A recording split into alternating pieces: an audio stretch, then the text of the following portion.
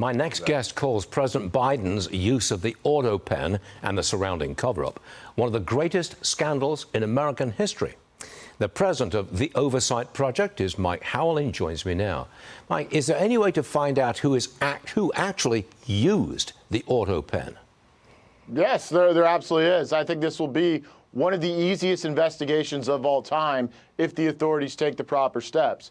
As it relates to the device itself, traditionally there are logs that are kept as to who can use the device and when it is used. And so, assuming for a moment the Biden administration was following those rules, which, they didn't follow quite a lot of rules, that list will exist. Additionally, Jake Tapper, Alex Thompson have been running around saying they know the 200 people that propped up the administration and they were their sources. They cannot protect those sources in a criminal investigation. And plenty of others will be called to testify, subpoenaed, documentary evidence. This is a major, not only criminal problem, but one of constitutional importance that we did not have a president for 4 years. Deeply embarrassing. How will you get to find out precisely who wielded the autopen? I mean, a lot of people think it's the inner circle of 5, 6, or 7 people. You think it's that group? I think that group made the decisions. That doesn't necessarily mean that the staffer that was ordered to push the go button to apply the signature was the one that was ultimately making the decisions that they were ordered to, affix the mechanized signature to.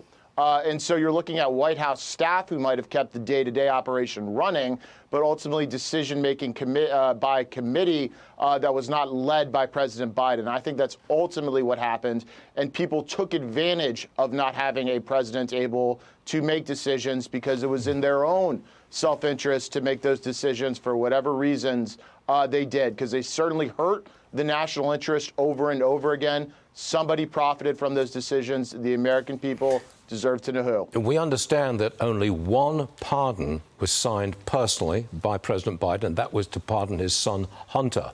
Does that mean that the others signed with the autopen could be invalid?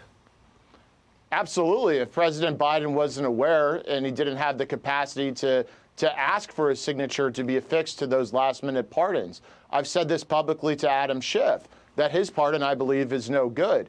There are no circumstances in which Biden had the one, mental capacity, and then two, I don't believe he was even aware someone else was doing it on his behalf.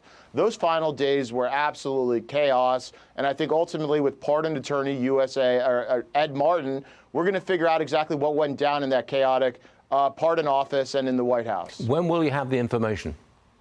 Well, there's a Senate hearing coming up in a couple weeks here. The White House, with Ed Martin leading the charge as both the pardon attorney and the weaponization czar, is all over this. And then Comer in the House is on it. But I want to see grand juries convened, subpoenas issued, documents recovered, and people testifying in public. And I think that should start with Alex Thompson and Jake Tapper, because they say they know exactly who was running the White House. And then next, I want the former Vice President Kamala Harris and the entire cabinet to answer publicly why they did not invoke the 25th Amendment. That's a major constitutional question. This is big stuff. Mike Howell, thanks for joining us. We appreciate you being here. We'll see you again soon. Thanks for having me.